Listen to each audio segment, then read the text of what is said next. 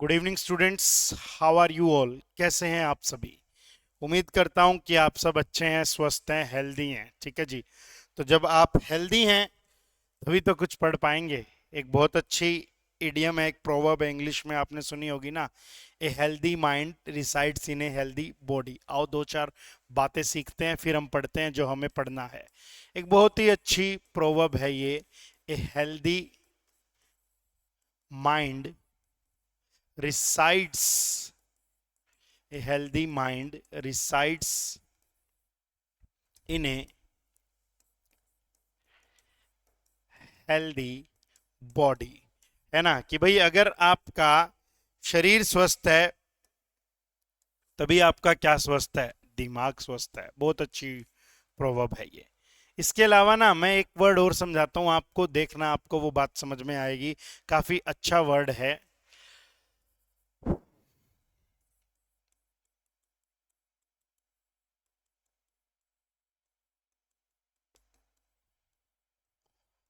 Word है deteriorating health. Deteriorating health है word हमारा। डिटीरियोरेटिंग हेल्थ वर्ड है हमारा। हाँ जी, डिटीरियोरेटिंग हेल्थ वर्ड है हमारा। तो डिटीरियोरेटिंग का मीनिंग होता है खराब होना। किसी के स्वास्थ्य में लगातार लगातार खराबी हो रही हो, दवाइयां ले रहा है, या कोई बंदा बीमार है और टाइम के साथ साथ उसका स्वास्थ्य क्या हो रहा है, और ज़्यादा खराब हो रहा है, तो वो बंदे के लिए हम यूज़ कर सकते हैं क्या, डिटीरियोरेटिंग हेल्थ। क्या यूज़ किया जा सकता है जी, डिटीरियोरेटिंग हेल्थ। डिटीरियोरेटिंग का मीनिंग ये होता है और ज़्यादा खराब होना। लिख लेना, टू बिकम वर्स, किसी सिचुएशन का बेसिकली खराब होना, और इसके पीछे हेल्थ लगा दिया तो मतलब स्वास्थ्य में लगातार गिरावट आना। डिटीरियोरेटिंग हेल्थ क्या यूज किया जाता है जी, डिटीरियोरेटिंग हेल्थ। क्लियर है? एक वर्ड और लिखता हूं, शायद तुम्हें यहां से थोड़ी सी बात समझ में आ जाए। पढ़ेंगे तो कुछ और, ये तो कुछ बेसिक सी बातें हैं जो मैं तुम्हें बता देता हूं। Rude health. कई बार ऐसा भी बोला जा सकता है किसी के बारे में, he is in rude health. अगर कोई रूड हेल्थ में है तो उसका मीनिंग क्या है, एक बार समझते हैं इस बात को भी। इन रूड हेल्थ, इसका मीनिंग क्या है? Make an gas. Make a gas, बताओ भाई। हम कहते हैं ना तुक्का मार, तो उसको ही इंग्लिश में कहते हैं मेक ए गैस। मार मार, एक तुक्का मार, मेक ए गैस। तो हमने बोला तुक्का मार। ठीक है जी। इन रूड हेल्थ, इन रूड हेल्थ का मीनिंग क्या होता है? और कई बार हम ऐसा भी कहते हैं, यार बकवास बहाना है ये तेरा। हालांकि ये वाला वर्ड तो मैंने पहले भी सिखाया है, लेकिन मैं दोबारा लिख देता हूँ। यार ये तेरा बकवास बहाना है, lame excuse. It's a lame excuse. कैसा बहाना है ये तेरा? बकवास बहाना है। कैसा बहाना है जी? लेम एक्सक्यूज है, घटिया बेकार बहाना है। तो मैं तो आपसे कुछ और पूछ रहा था, मैं आपसे पूछ रहा था इन रूड हेल्थ। क्या लिखा है मैंने? इन रूड हेल्थ। क्या मीनिंग होता है भाई इन रूड हेल्थ का? बच्चों ऐसा माना जाता है कि कोई व्यक्ति अगर रूड होता है ना, कि किसी भी सामने वाले को कुछ भी कह देता है, तो हमें कोई कुछ भी कहे तो हमें बुरा लगता है। लेकिन एक व्यक्ति है, वो किसी को भी कुछ भी बोल देता है तो वो बहुत ज्यादा रूड है। लेकिन उसको भी जब कोई ऐसा बोलता है तो उसको बुरा नहीं लगता। भाई वो किसी को कुछ बोलता है बुरा तो उसको अंदर से बुरा फील नहीं होता, क्योंकि वो स्ट्रोंग है। कैसा है वो? स्ट्रोंग है। तो in rude health is a phrase जिसका मीनिंग होता है strong and healthy. In rude health is a phrase जिसका मीनिंग होता है क्या? Strong and healthy.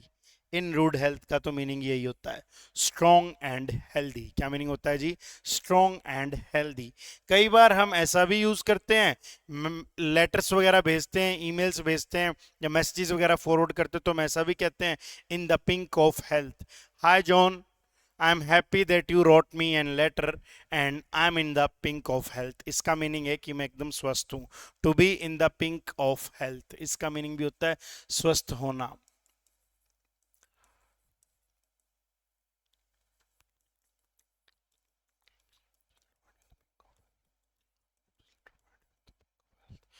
In the pink of health का मीनिंग भी होता है स्वस्थ होना एकदम। क्या होना? एकदम स्वस्थ होना। वर्ड क्या है? इन द पिंक ऑफ हेल्थ। इसका मीनिंग यही है क्या, कि आप एकदम स्वस्थ है, आप एकदम क्या हैं जी, हेल्दी है। यही वर्ड है ये। यही वर्ड है ये। तो ये healthy mind decides in a healthy body, यहाँ से शुरू हुए थे। कुछ हेल्थ से रिलेटेड हमने बहुत सारी जानकारियाँ हासिल कर ली है। दो तीन वर्ड और सिखा देता हूँ, फिर मैं हमारे आज के टॉपिक पे आता हूँ। एक हम कई बार अपनी हेल्थ बताने के लिए ऐसा भी यूज़ करते हैं, हालांकि मैं ये पहले भी सिखा चुका हूँ, फिट एज ए फिडल। ये बेटा इंग्लिश लैंग्वेज की ब्यूटी है कि वो दो ऐसी चीजों में भी कंपैरिजन कर देता है, दो ऐसी चीजों को सिमिलर दिखा देता है जिनमें कंपैरिजन हो नहीं सकता। फिडल होती है गिटार की स्ट्रिंग, तो गिटार की स्ट्रिंग हमेशा स्ट्रेच्ड पोजीशन में होती है। अगर वो थोड़ी सी भी लूज हो जाएगी ना तो गिटार बजेगा नहीं, तो गिटार बजेगा नहीं। तो कई बार हम हमारी हेल्थ के लिए ऐसा भी बता देते हैं, क्या, I am as fit as a fiddle, कि मैं उतना स्वस्थ हूँ, कितना स्वस्थ हूँ, जितनी एक फिडल होती है, यानी एक गिटार की क्या होती है, स्ट्रिंग होती है। तो हम ऐसे भी कई बार क्या कर लिया करते हैं, यूज कर लिया करते हैं। इसी प्रकार से एक ये भी होता है, as fit as a, as fit as a क्या होता है, as fit as a flea होता है। ये गंदा सा बन गया, इसको दोबारा लिखते हैं, as fit as a flea. अब समझो इस बात को, as fit as a flea. Flea ना, जैसे एक तो होता है बिच्छू, स्कॉर्पियन, और उससे ही एक छोटा कीड़ा और होता है, हिंदी में आप उसको बोलते हैं पिस्सू, पिस्सू।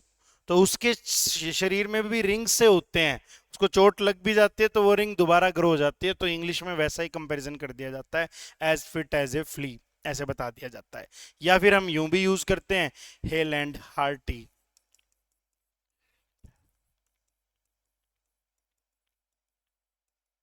हेल एंड हार्टी, इसका मीनिंग भी यही है कि भाई मैं एकदम फिट हूँ, फाइन हूँ, एकदम ओके हूँ, कोई समस्या नहीं है।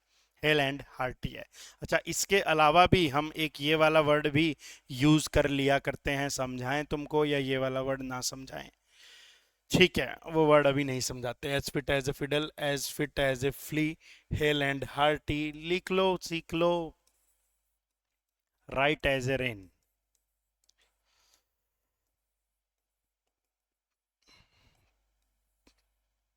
क्या लिखा है, राइट एज ए रेन। इसका भी मीनिंग क्या है, एकदम फिट होना, एकदम तंदुरुस्त होना, एकदम क्या होना, हेल्दी होना। तो ये मैंने कुछ हेल्थ रिलेटेड बातें तुम्हारे साथ में डिस्कस कर ली। Although it was not our topic, but it is a necessary part to cover. जो मुझे आज पढ़ाना है उसका टॉपिक का हिस्सा नहीं है ये, लेकिन फिर भी कुछ हमें वोकेबलरी भी सीखनी चाहिए, तो ये हमारा वोकैब का पार्ट है जो मैंने आपके साथ में डिस्कस किया है। ठीक है जी, आ जाओ समझते हैं इस बात को, थोड़ा सा और लिखता हूँ। अब एक बात मैं आपको समझाना चाह रहा हूँ, and I am going to teach. मैं आपको क्या समझा रहा हूँ, लास्ट क्लास में हमने ये पढ़ा था कि आप कैसे अपने डेली रूटीन को इंग्लिश में बोल सकते हैं। मुझे लगता है आपने पक्का पक्का प्रैक्टिस की है, क्योंकि आप सारे कैसे बच्चे हो, होशियार बच्चे हो, और तुम खुद के साथ पूरा ईमानदार हो, तुम्हें पता है कि तुम्हें इंग्लिश सीखनी है। तो मुझे लगता है कि तुमने पक्की शिद्दत से क्या की होगी, प्रैक्टिस की होगी। नहीं की तो प्लीज उस वीडियो को देख लेना, प्रैक्टिस करो, बार बार उसकी प्रैक्टिस करो, तब आप फटाफट ट्रांसलेट कर पाओगे, तब आपको कॉन्फिडेंस आएगा कि आप भी इंग्लिश बोल सकते हैं। So do practice that concept, उस कॉन्सेप्ट की ढंग से क्या करनी है, हमें प्रैक्टिस करनी है। ठीक है जी, हाँ करनी पड़ेगी, बिना प्रैक्टिस के बात नहीं बनने वाली, बिना प्रैक्टिस के बातें नहीं बना करती है जी। तो ये बात तो ओके है। अब आप अगर V1 की प्रैक्टिस तो वहां से करेंगे, V2 की प्रैक्टिस करनी है कि आपको अपना पास्ट का रूटीन बताना है। भाई आज मान लो मंडे है, कल संडे था, तो कल मैंने क्या किया था, मुझे उस चीज को तसल्ली से अपनी कॉपी में लिखना है। तो मैंने लिखा, मैंने एक सिंपल सी बात बताई आपको, I woke up at 8 AM as it was Sunday. मैं 7 बजे या 8 बजे उठा, क्यों, क्योंकि वो क्या था, संडे था। After waking up I talked to my mother for some time, then I started my computer and I played some games on it. After spending 2 to 3 hours on my computer, I freshen up, then I took a bath. I freshen up नहीं, I freshened up, क्योंकि अब past है तो सारा किस में चलेगा, verb की सेकंड फॉर्म में चलेगा। तो हमें यूं भी क्या करनी है, प्रैक्टिस करनी है सीखने के लिए। हमें ऐसे भी इस तरीके से भी क्या करनी पड़ेगी जी, प्रैक्टिस करनी पड़ेगी सीखने के लिए। तो हमने V1 भी सीखी, ऐसे V2 की प्रैक्टिस करनी है। फिर आपको ये इमेजिन करना है कि यार फ्यूचर में मैं क्या करूंगा, मैं इंग्लिश सीख जाऊंगा तो मैं क्या करूंगा, है ना। इंग्लिश सीखने के बाद मैं ये करूंगा, या मेरा IELTS PT का एग्जाम हो जाएगा फिर मैं ये करूंगा। तो फिर हमें ये भी पूरा तसल्ली से सोचना है कि अब मुझे क्या करना है, यानी फ्यूचर की प्लानिंग करने के लिए विल प्लस V1 का यूज होगा। तो विल प्लस V1 के कॉन्सेप्ट की हम वहां से प्रैक्टिस कर लेंगे। कहां से प्रैक्टिस कर लेंगे जी, उधर से, उस कॉन्सेप्ट से हम क्या कर लेंगे, प्रैक्टिस कर लेंगे। तो प्रैक्टिस की गेम है, ठीक है जी। आ जाओ, अब मैं आपको समझाना जो चाहता हूं वो ये है, What I want to teach you is that, क्या पढ़ाना है हमें आज की क्लास में, कुछ बेसिक सी बात सीखनी है। हेल्थ के बारे में सीखा है, अब हम एक बेसिक सी बात सीखते हैं कि इज MR के साथ में कब कब हम V1 ING का यूज करते हैं। आज की क्लास में हमें यही पढ़ना है कि when do we use is MR with V1 ING। हमें ये बात आज की क्लास में सीखनी है। इज्जम आर के साथ में हम कब किसका यूज करते हैं, V1 ING का यूज करते हैं। हमें आज की क्लास में यही बात सीखनी है। तो आइए बच्चों, मैं यहाँ पे लिखता हूं, सबसे पहला काम क्या होता है बच्चे, सबसे पहला काम होता है कोई ऐसा काम जो बात करते टाइम तक क्या हो, जारी हो। कोई ऐसा काम जो बात करते टाइम तक क्या हो, जारी हो। तो मैं यहां पे लिख देता हूं क्या बच्चों, something on going at the time of speaking. something ongoing at the time of speaking। क्या यूज है जी, सबसे पहला something ongoing at the time of speaking. जैसे अभी क्या कर रहे हैं हम लोग, अभी हम लोग क्या कर रहे हैं, अभी हम लोग इंग्लिश सीखने की कोशिश कर रहे हैं। तो मैं आपसे कहता हूं we are trying to learn English now. अभी हम क्या कर रहे हैं, इंग्लिश सीखने की कोशिश कर रहे हैं, है ना। जैसे मैंने आपसे बोला कि मैं आपको क्या पढ़ा रहा हूँ, इंग्लिश पढ़ा रहा हूँ। अभी मेरे घर से फोन आ जाए तो मम्मी पूछेगी क्या कर रहा है नीरज, कहूंगा मम्मी इंग्लिश सिखा रहा हूँ, तो मैं कहूंगा आई एम टीचिंग इंग्लिश। अभी कोई बच्चा बैठा होगा घर पे ऐसे करके वीडियो देख रहा होगा और वो सो भी रहा है, साथ साथ में क्लास भी सुन रहा है, तो उस बच्चे के लिए ये मेरा सेंटेंस है, यू आर स्लीपिंग नाउ। आप अभी क्या कर रहे हो, सो रहे हो। तो कोई ऐसा एक्शन जो साथ की साथ क्या हो रहा हो, है ना। जब हम बात कर रहे हैं उसी टाइम पे वो एक्शन कंटिन्यू है, उसी टाइम पे वो एक्शन जारी है, उस एक्शन को हम इज MR के साथ V1 ING में लिखते हैं। अब मैं एग्जाम्पल सेंटेंसेस बोलूंगा, मैं लिखूंगा नहीं यहाँ पे, तो अपनी नोटबुक में नोट जरूर करते चलना, और मुझे ऐसा ना कहना पड़े कि नोट कर लो नोट कर लो। जो बात तुम्हें नहीं पता वो सारी बातें तुम्हें क्या करनी है, नोट करनी होती है। तो पहला सेंटेंस है, लिखो I am watching my favourite programme on television. I am watching my favourite programme on television. मैं क्या कर रहा हूं, अपना फेवरेट प्रोग्राम देख रहा हूं, कहां पे, टेलीविजन पे। लिखो माई mother is cooking food. Mummy क्या कर रही है, खाना बना रही है। My brother is attending his online classes. भैया क्या कर रहे हैं, मेरे ऑनलाइन क्लासेस को अपने अटेंड कर रहे हैं। अगला सेंटेंस लिखिए, two boys are fighting on the road. दो लड़के सड़क पे क्या कर रहे हैं जी, झगड़ा कर रहे हैं। Two boys are fighting on the road. अगला लिखिए, अगला लिखिए, कृष्ण जी बांसुरी बजा रहे हैं। Lord Krishna is playing flute. Lord Krishna is playing flute, FLUTE। Musical instrument के लिए हम प्ले वर्ड का ही यूज करते हैं, है ना। जैसे मैंने एक सेंटेंस और बोलना है, मम्मी सब्जी काट रही है। माई मदर इज, हाँ हाँ काट रही है। बोलो काट रही है को क्या बोलते हो, मुझे पता है तुम कह रहे हो कटिंग, कटिंग नहीं है नालायको। My father is chopping the vegetable, CHOP, chopping. My mother is chopping the vegetable. Mummy क्या कर रही है जी, सब्जी काट रही है। My mother is chopping the vegetable. Clear है यहां से बातें। तो ये क्या है, ये एक बेसिक सा फंडा है जिसमें हमें बताना है इज MR V1 ING का पहला यूज है something ongoing at the time of speaking. कोई ऐसा एक्शन जो चल रहा है, कब तक चल रहा है जी, बात करते टाइम तक क्या है, कोई ऐसा एक्शन है चल रहा है, वही यूज है। दूसरा यूज, दूसरा यूज समझो, इसका दूसरा यूज क्या है। इसका दूसरा यूज होता है बच्चों कोई टेम्परेरी एक्शन। कैसा एक्शन है बच्चों ये, कोई टेम्परेरी एक्शन है। टेम्परेरी एक्शन का मीनिंग क्या होता है? टेम्परेरी एक्शन का एक साधारण सा मीनिंग होता है, जैसे भाई मान लो मैं आपसे कहता हूं, एक सिंपल सी बात के द्वारा समझाता हूं।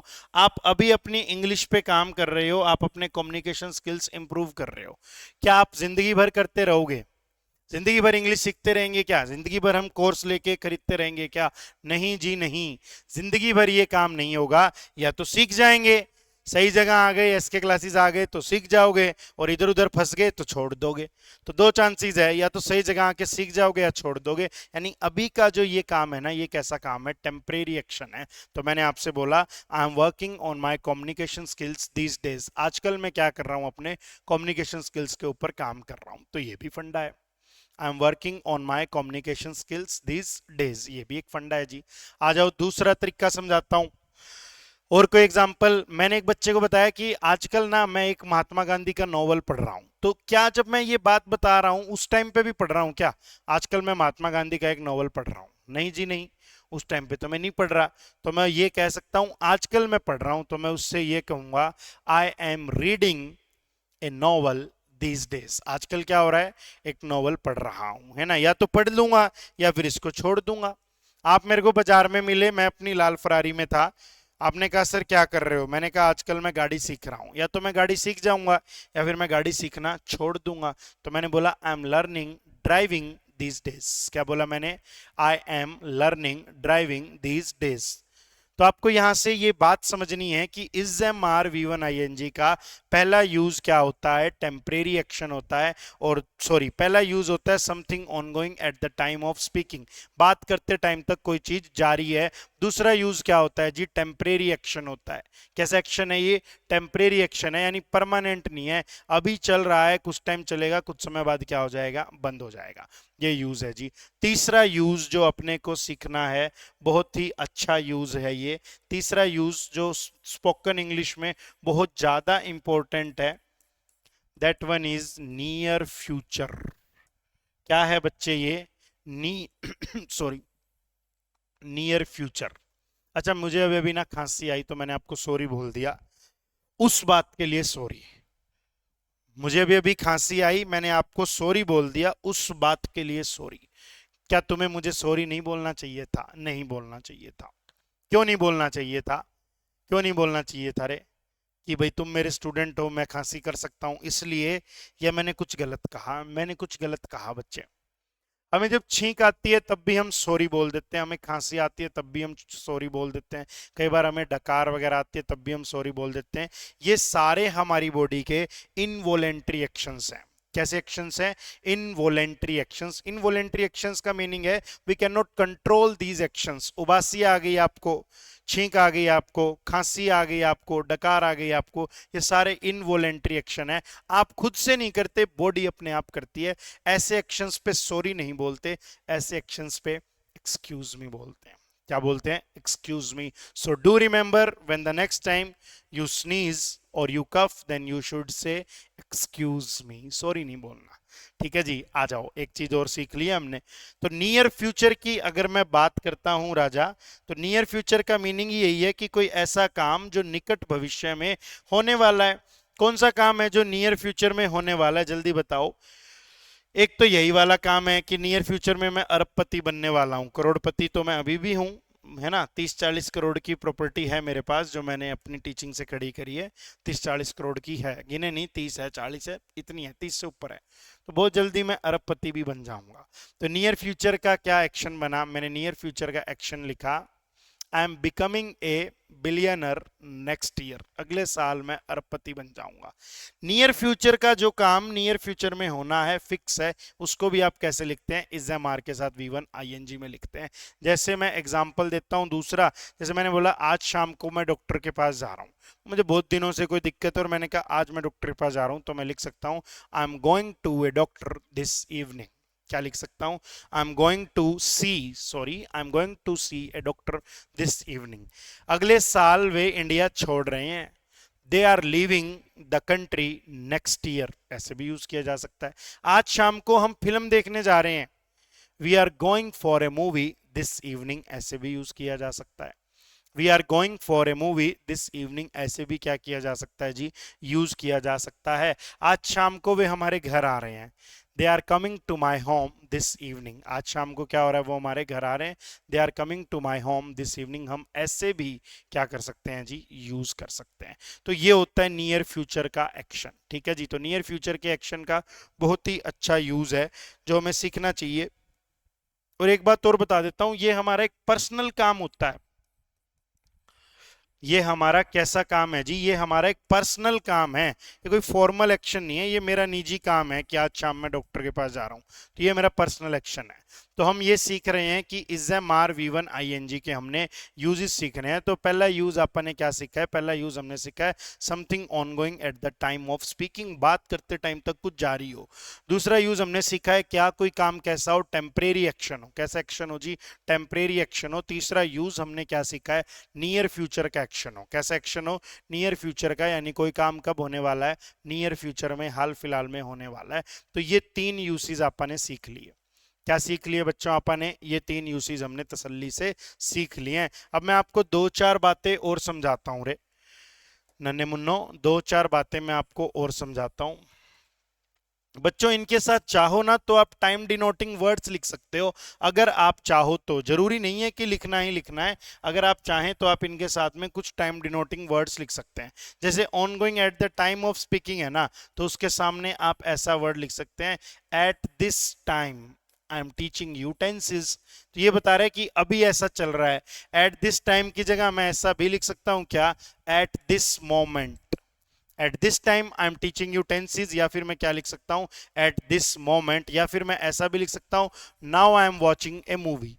तो इन शब्दों का प्रयोग किया जा सकता है इनके सामने। ये टाइम डिनोटिंग शब्द हैं जिनसे ये पता लग जाता है कि ये काम अभी इस समय पर हो रहा है। क्या पता लग जाता है जी, कि ये काम अभी इस समय पर हो रहा है, action is go on going at the time of speaking. फिर मैं कहता हूं कि अब आपको बताना है टेम्परेरी एक्शन।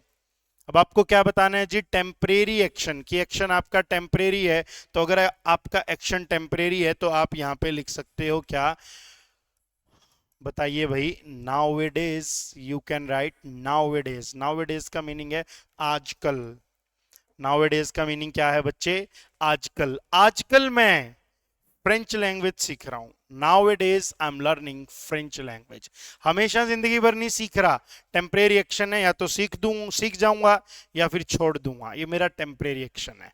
या फिर आप ऐसा भी लिख सकते हैं क्या, बोलिए बोलिए, दीज डेज, क्या बोला जाए बच्चों, दीज डेज। तो नाउ ए डेज का भी यूज किया जा सकता है और दीज डेज का भी यूज किया जा सकता है। इन दोनों से ही आपको पता लगेगा कि हम क्या बता रहे हैं, हमारा टेम्परेरी एक्शन बता रहे हैं। तो is am are V one I N G का तीन यूजेस तो ये हैं। Is am are V one I N G का एक यूज मैं आपको और सिखा देता हूं, साथ के साथ यहाँ चल ही रहा है।